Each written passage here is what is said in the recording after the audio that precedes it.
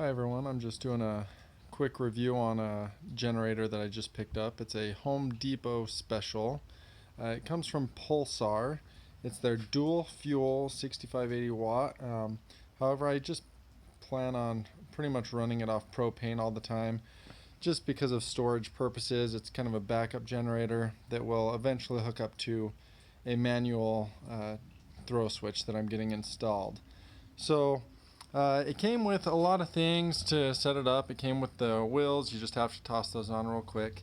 The little feet under it that you can see, and then the handles. For the wheels, you just needed a cotter pin. There's a little bit of snow on there because I dragged it across the yard. Then you've got the bolts under here, just a 10mm socket there.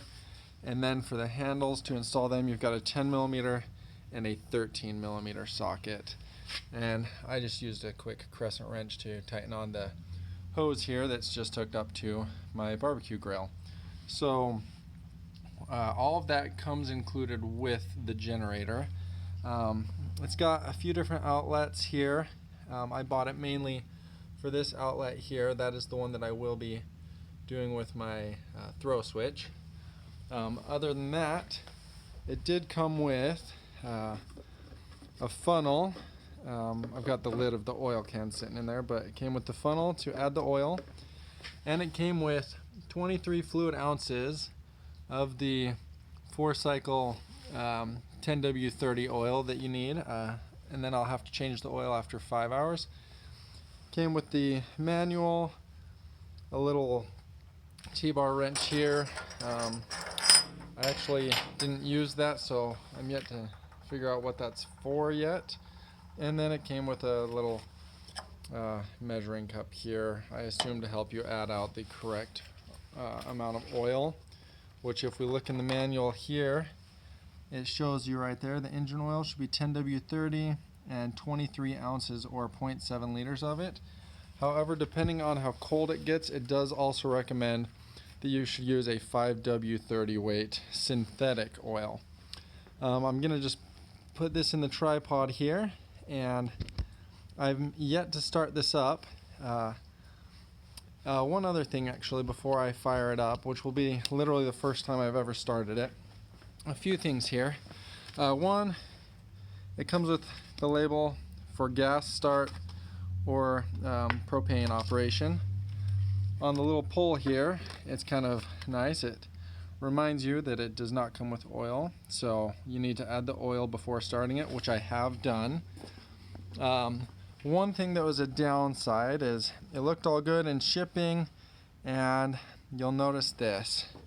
The plastic here is cracked. So I did call the number right here, waited about 2 minutes on hold, and a real human answered, and they're sending that out to me as a new piece, which yes, I'll have to install it, but you know, whatever, we'll get it fixed. So here we go. They did say that I can still operate it with that beauty piece or frame mount, whatever you want to call it, broken. So here we go. This is the first time I've actually ever tried to start this. So I'm just going to make sure it's on propane. I'm going to turn it on. Check that it's in a choke position over here. And it says to pull this till you feel resistance, let it back in, and then give it a yank.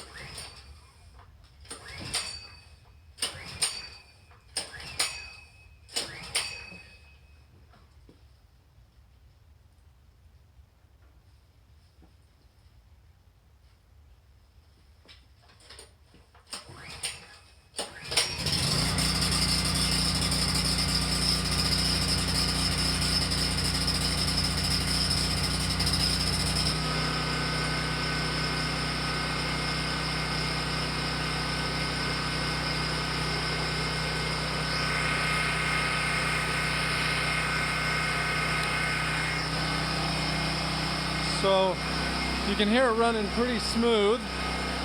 I'm gonna back up here. I'd say I'm about 25 feet away, and it's not really too bad. but I do like how smooth it is running, so that's good news. Other than that, that's my review of it. We'll just make sure it turns off.